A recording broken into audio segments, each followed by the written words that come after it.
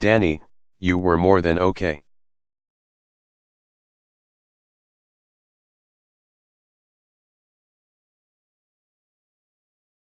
You were extraordinary.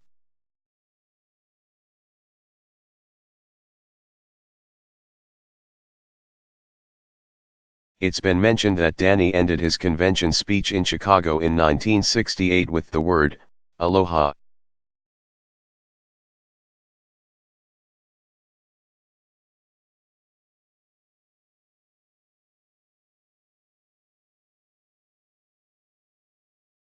To some of you who visited us, it may have meant hello, he said, but to others, it may have meant goodbye.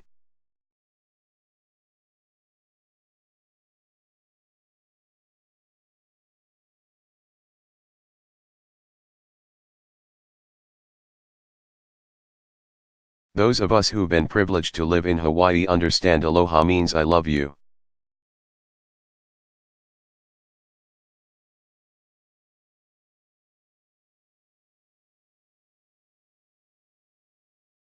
And as someone who has been privileged to live in Hawaii, I know that.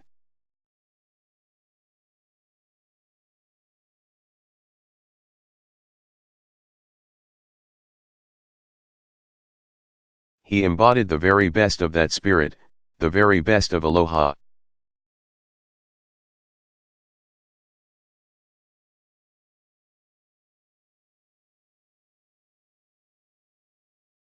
It's fitting it was the last word that Danny spoke on this earth.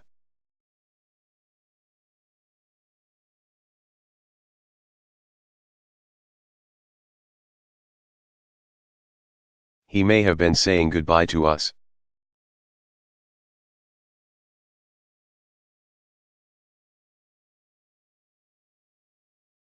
Maybe he was saying hello to someone waiting on the other side.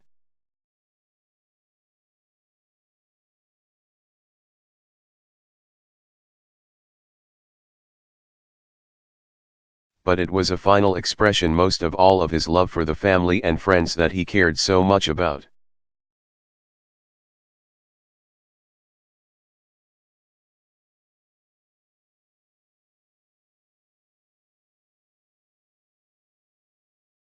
For the men and women he was honored to serve with, for the country that held such a special place in his heart.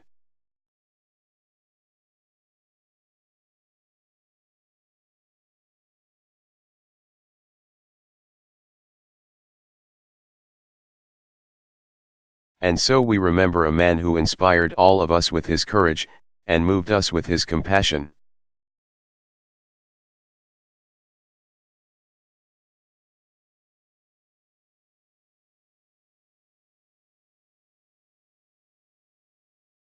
That inspired us with his integrity.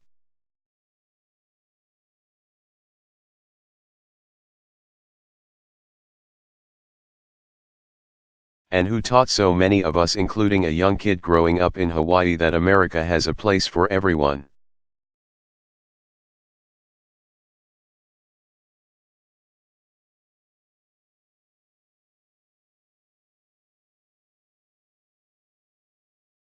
May God bless Daniel Inouye.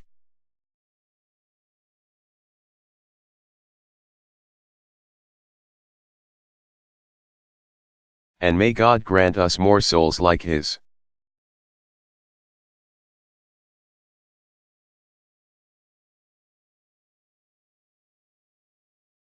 Barack Obama.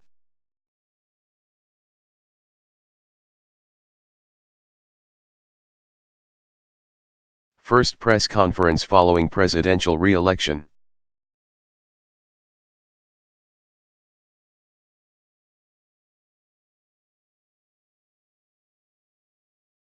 Delivered November 14, 2012.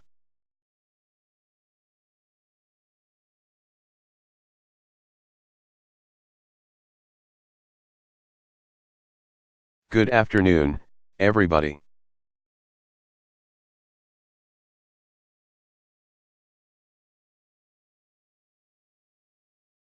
Please have a seat. I hear you have some questions for me.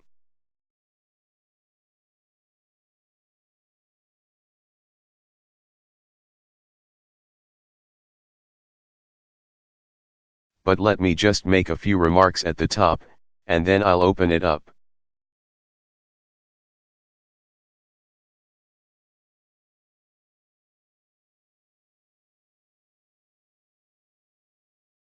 First of all, I want to reiterate what I said on Friday.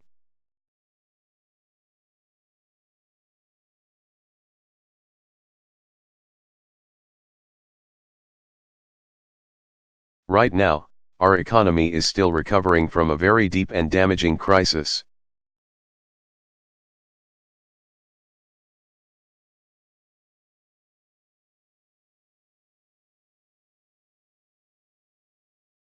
So our top priority has to be jobs and growth.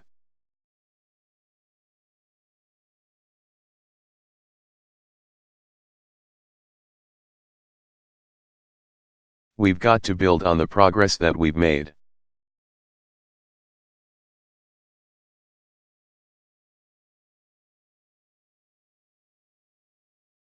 Because this nation succeeds when we've got a growing, thriving middle class.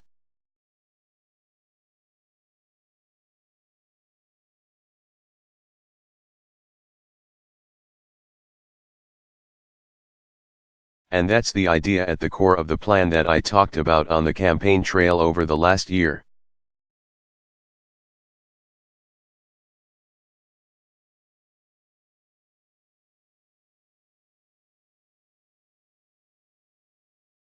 Rewarding manufacturers and small businesses that create jobs here, not overseas.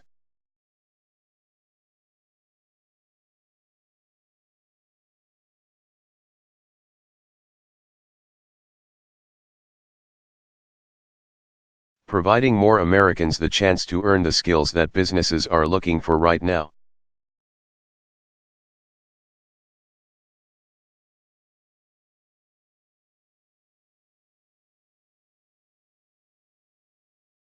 Keeping this country at the forefront of research, technology, and clean energy, putting people back to work rebuilding our roads.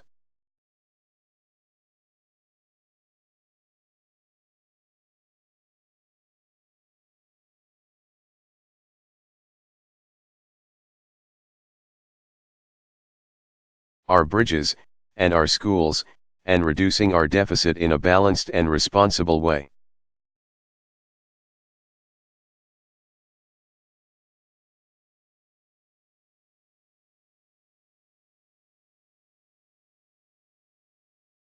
Now, on this last item, we face a very clear deadline that requires us to make some big decisions on jobs.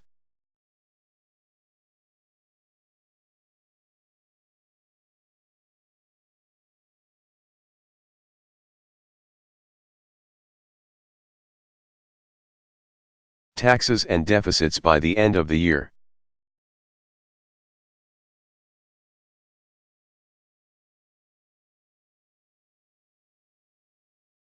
Both parties voted to set this deadline.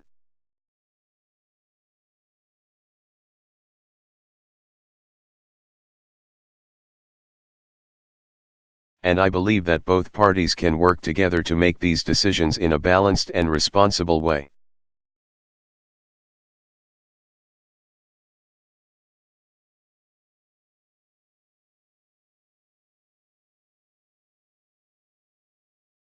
Yesterday, I had a chance to meet with labor and civic leaders for their input.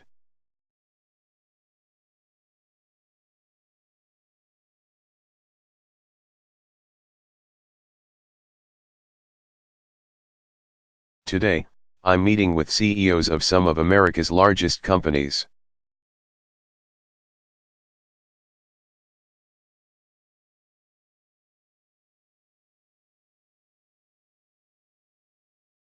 And I'll meet with leaders of both parties of Congress before the week is out.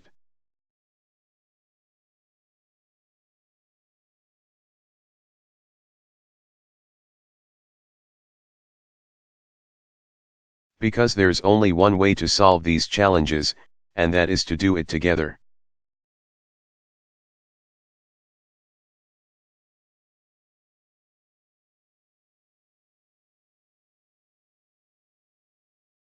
As I've said before, I'm open to compromise and I'm open to new ideas.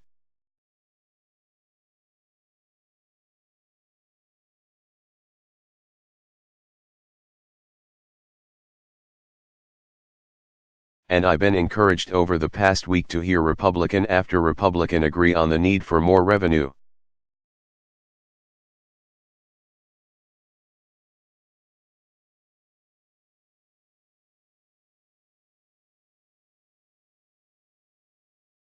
From the wealthiest Americans as part of our arithmetic if we're going to be serious about reducing the deficit.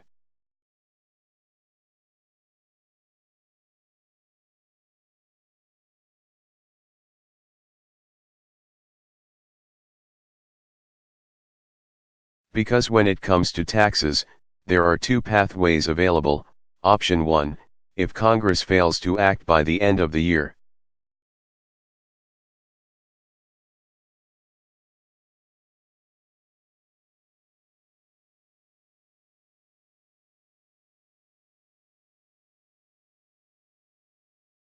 Everybody's taxes will automatically go up, including the 98% of Americans who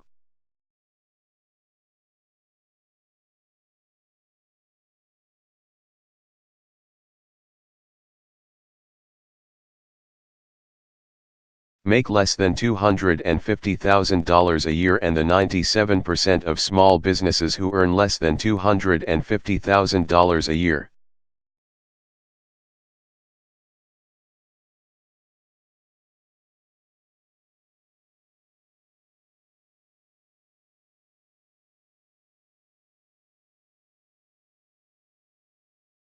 That doesn't make sense. Our economy can't afford that right now.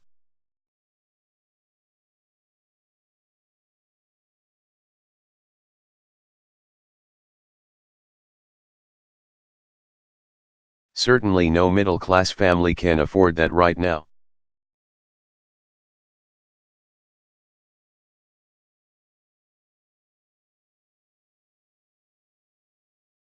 And nobody in either party says that they want it to happen.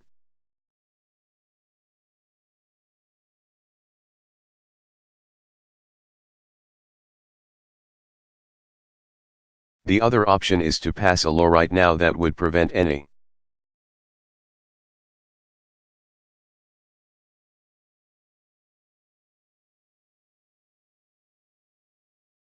tax hike whatsoever on the first $250,000 of everybody's income.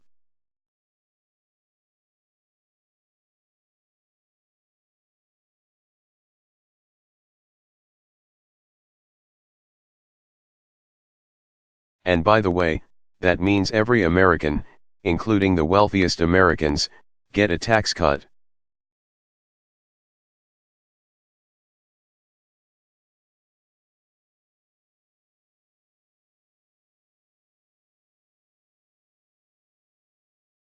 It means that 98% of all Americans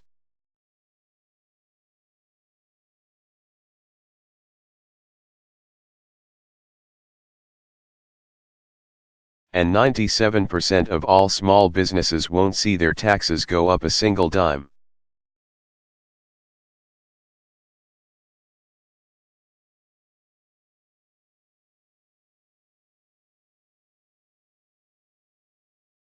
The Senate has already passed a law like this.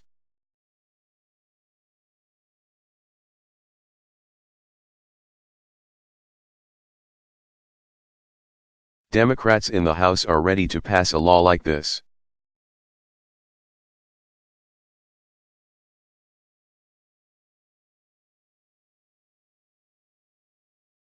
And I hope Republicans in the House come on board, too.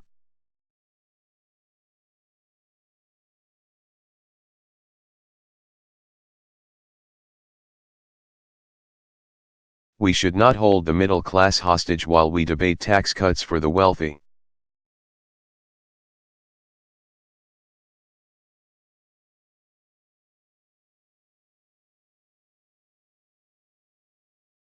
We should at least do what we agree on, and that's to keep middle class taxes low.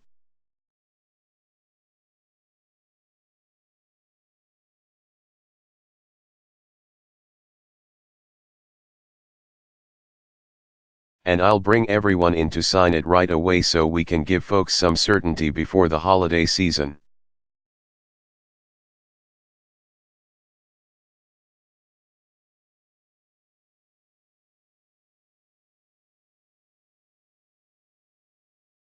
I won't pretend that figuring out everything else will be easy.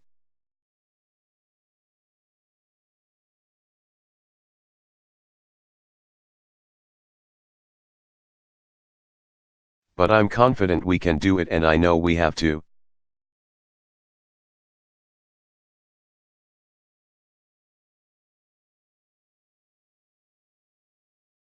I know that that's what the American people want us to do.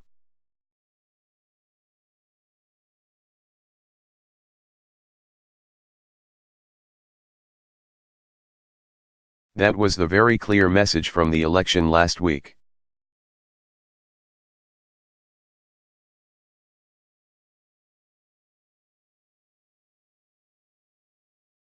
And that was the message of a letter that I received over the weekend.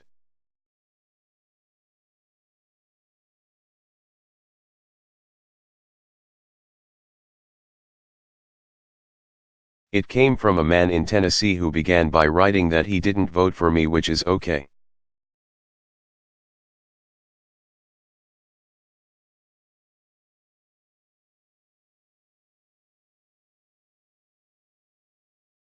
But what he said was, even though he didn't give me his vote,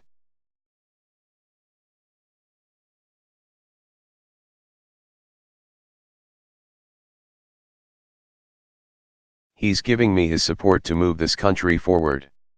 And he said the same to his Republican representatives in Washington.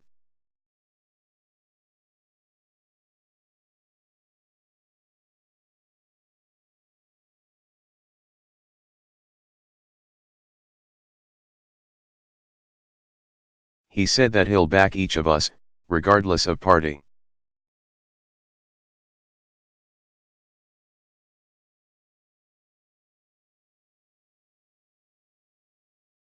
As long as we work together to make life better for all of us.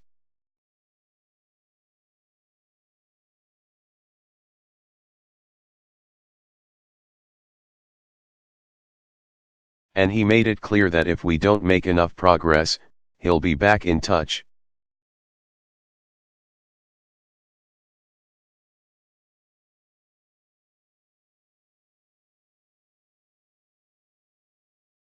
My hope, he wrote, is that we can make progress in light of personal and party principles.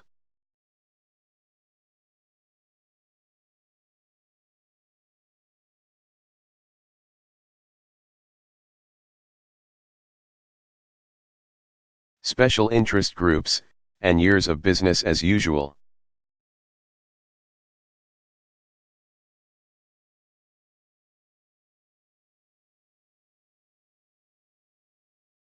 We've got to work together and put our differences aside.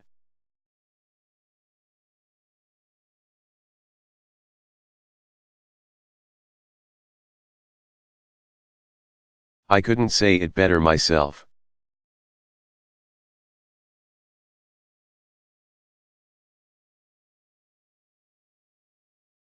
That's precisely what I intend to do.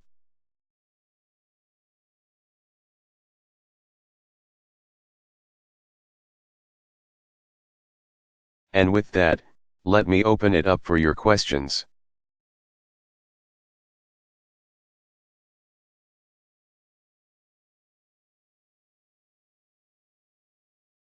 And I'm going to start off with Ben Feller of AP.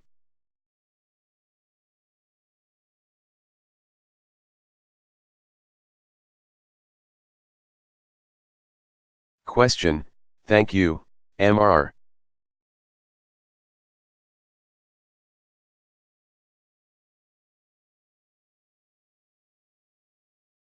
President. Can you assure the American people that there have been no breaches of national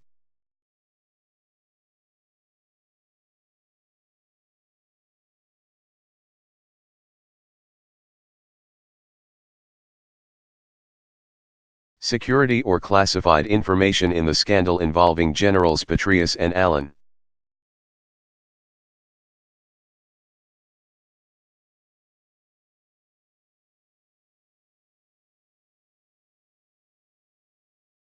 And do you think that you as Commander-in-Chief and the American people should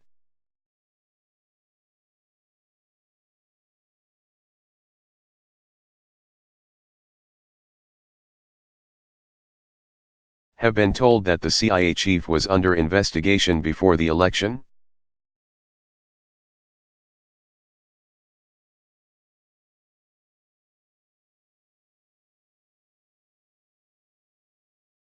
President Obama: well, I have no evidence at this point from what I've seen that classified.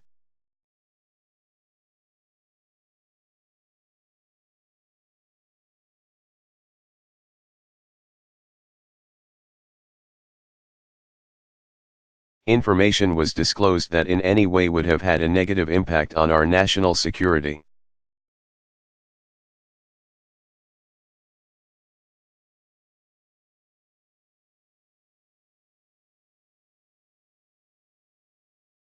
Obviously there's an ongoing investigation.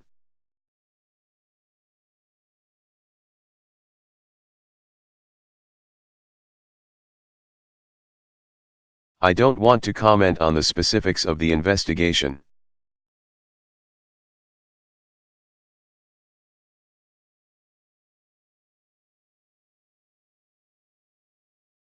The FBI has its own protocols in terms of how they proceed.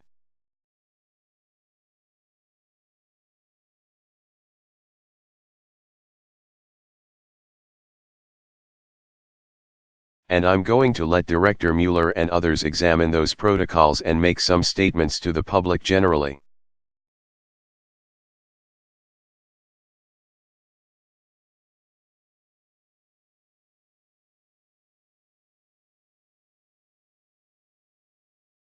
I do want to emphasize what I've said before.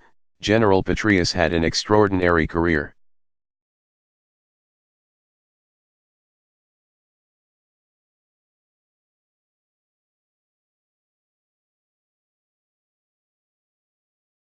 He served this country with great distinction in Iraq, in Afghanistan, and as head of the CIA.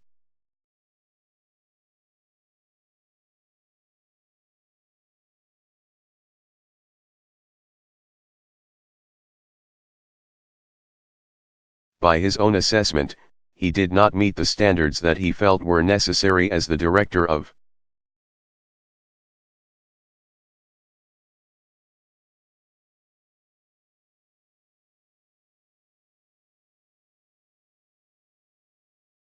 CIA with respect to this personal matter that he is now dealing with his family and with his wife.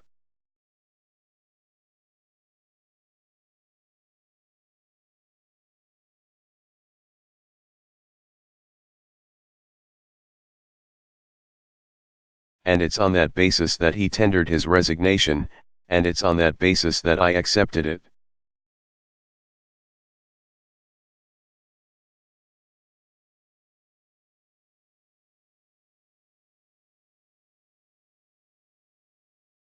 But I want to emphasize that from my perspective at least, he has provided this country an extraordinary service.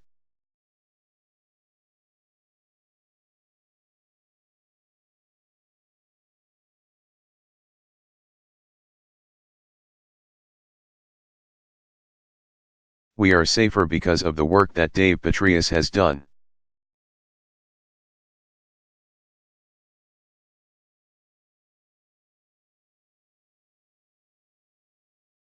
And my main hope right now is that he and his family are able to move on, and that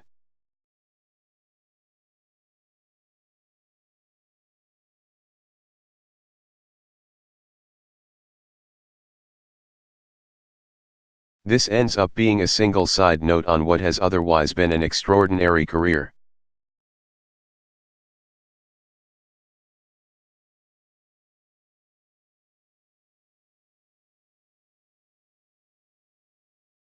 Question: what about voters?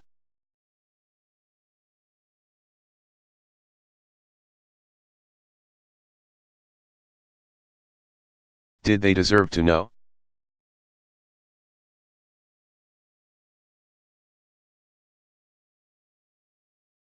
President Obama: again, I think you're going to have to talk to the FBI in terms of what their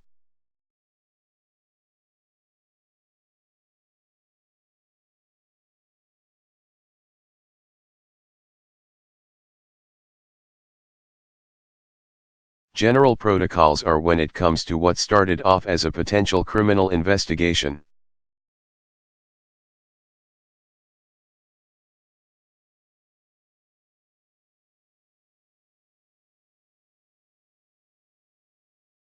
One of the challenges here is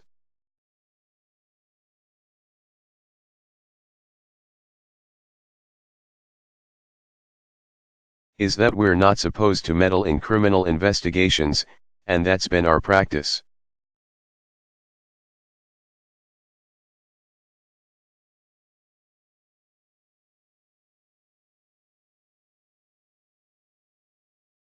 And I think that there are certain procedures that both the FBI follow.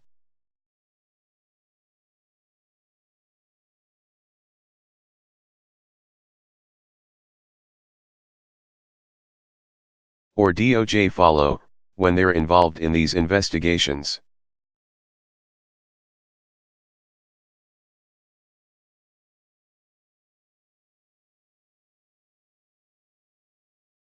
That's traditionally been how we view things, in part because people are innocent until proven guilty.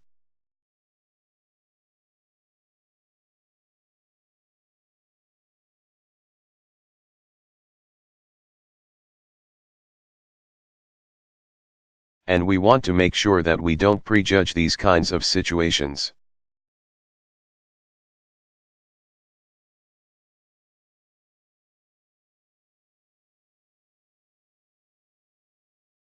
And so my expectation is that they followed protocols that they already established.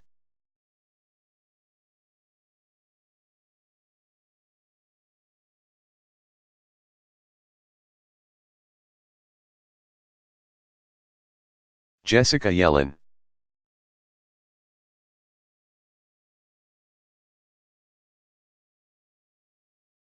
Where's Jessica?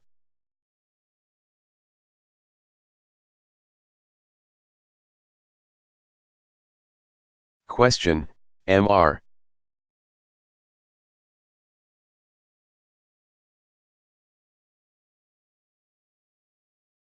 President, on the fiscal cliff, 2 years ago, sir.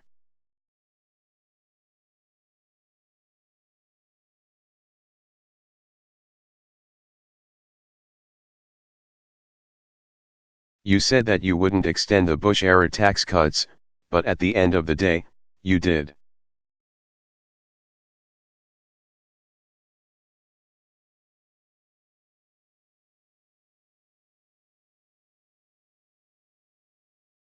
So, respectfully, sir.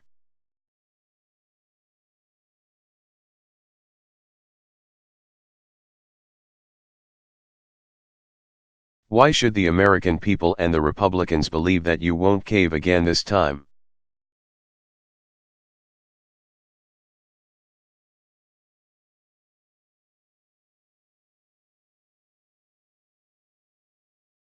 President Obama, well, 2 years ago, the economy was in a different situation.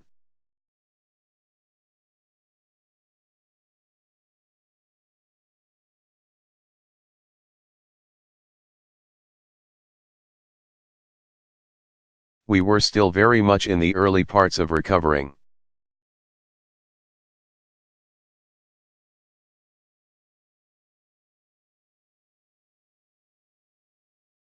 From the worst economic crisis since the Great Depression.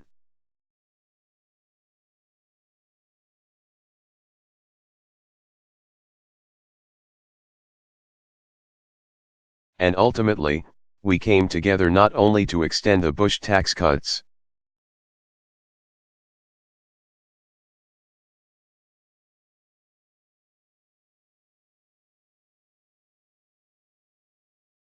but also a wide range of policies that were going to be good for the economy at that point: unemployment insurance extensions,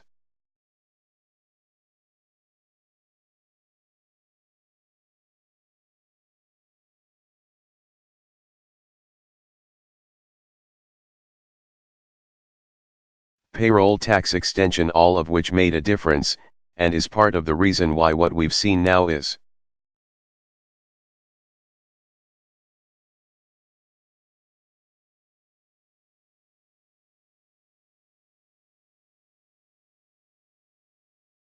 32 consecutive months of job growth and over 5.5 million jobs created, and the unemployment rate coming down.